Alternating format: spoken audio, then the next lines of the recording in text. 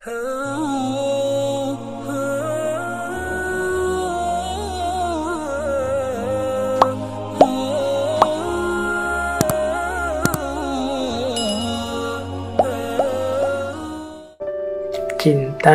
dan kewajiban. Jadi hidup kita ini dimensinya banyak. Cinta penting, tapi cinta tidak segalanya. Ada hal-hal yang itu harus berjalan seiring dengan cinta. Antara lain kewajiban-kewajiban hidup. Hidupku untuk cinta misalnya, tapi terus makan tidak penting, tidur tidak penting. Tidak, keliru.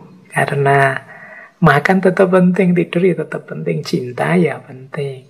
Kalau kita tidak makan, tidak tidur, terus KO, bagaimana kita menghidupkan cinta?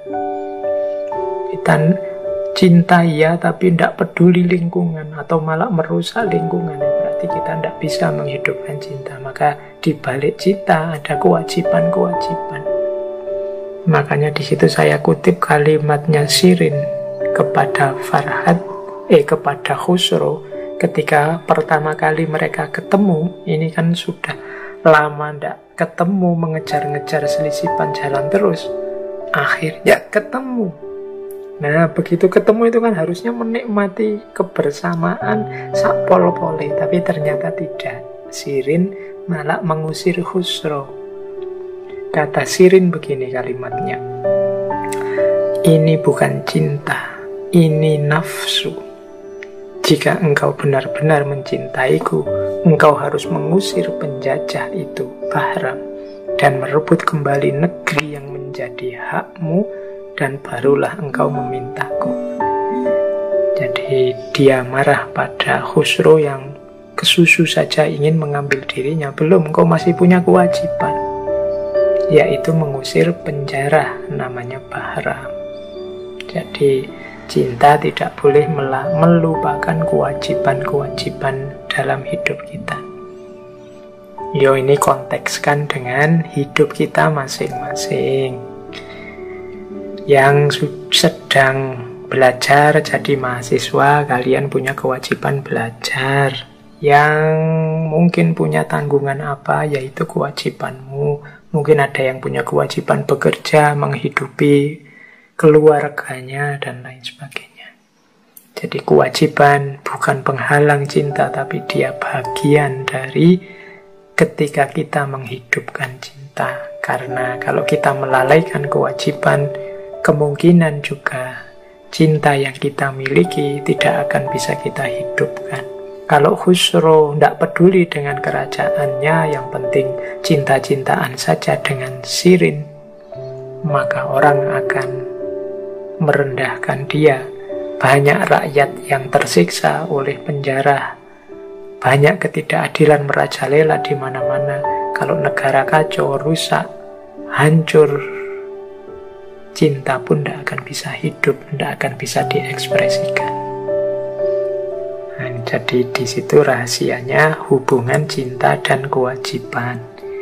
Kalau kita relate-kan, kita hubungkan dengan cinta kepada Allah, ya cinta kepada Allah itu diantara manifestasinya adalah kesediaan kita untuk menjalankan kewajiban-kewajiban sebagai manusia dan kewajiban-kewajiban sebagai hamba. Yang kewajiban-kewajiban ini sumbernya tentu saja ya Allah. Jadi tidak ada orang cinta kepada Allah, saya cinta saja Pak, kewajiban-kewajiban seperti sholat, zakat, puasa itu sudah bukan wilayah saya sudah lebih tinggi wilayah cinta. Tidak. Justru ketika kita mencintainya, kita harus menunjukkan, mengekspresikan cinta kita. Di antara bukti dan ekspresi cinta kita adalah kesungguhan kita menjalankan kewajiban-kewajiban yang sumbernya darinya. Maka omong kosong kalau seseorang mengklaim saya cinta pada Allah tapi disuruh sholat saja alasannya banyak, disuruh zakat saja, disuruh puasa saja macam-macam argumennya. Jangan ngaku sudah cinta. Itu perintah-perintah yang ringan. Banyak ujian-ujian cinta yang lebih berat. Kewajiban yang diberikan Allah itu sangat ringan. Maka kalau ini saja kita tidak mau menjalankan, ya jangan ngaku kita ini pecintanya Allah. Oke, silahkan nanti direnungi yang saya sampaikan ini. Nah, kemudian ada lagi pelajaran cinta dari Khusro Shirin, yaitu ujian.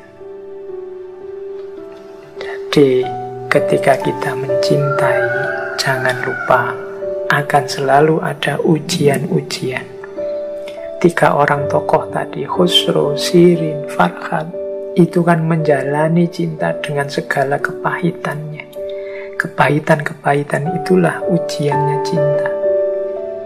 Di slide itu saya sebut misalnya ujiannya Khusro. Khusro itu setelah Shirin tinggal di Persia, dia sudah punya istri Maryam. Sebenarnya ingin menemui Shirin, sekali-sekali ingin bernostalgia berdua. Tapi istrinya mengancam, Maryam ini mengancam, jika aku tahu engkau maju selangkah saja untuk pergi menemui Shirin, aku akan bunuh diri. Aku bersumpah.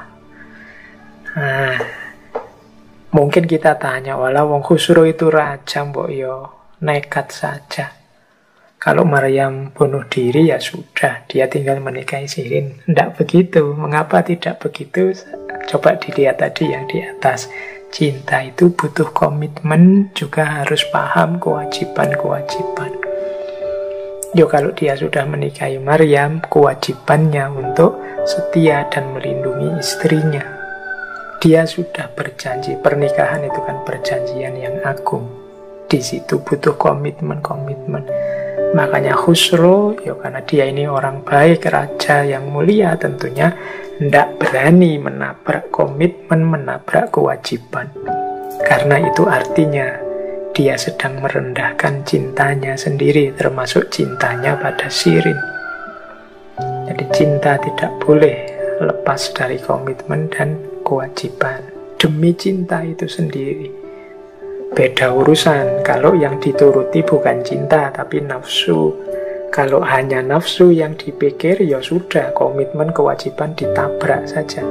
Tapi karena kita ini sedang membahas tentang cinta, ya harus paham apa yang dikomitmeni dan apa kewajiban-kewajiban yang harus dijalankan.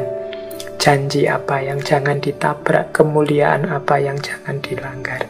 Ini dalam rangka memuliakan cinta itu sendiri. Karena cinta itu mulia, jangan diwarnai dengan perbuatan-perbuatan yang tidak luhur, seperti berkhianat, seperti nabrak kewajiban, melalaikan kewajiban, karena akan menurunkan kemuliaannya cinta itu sendiri.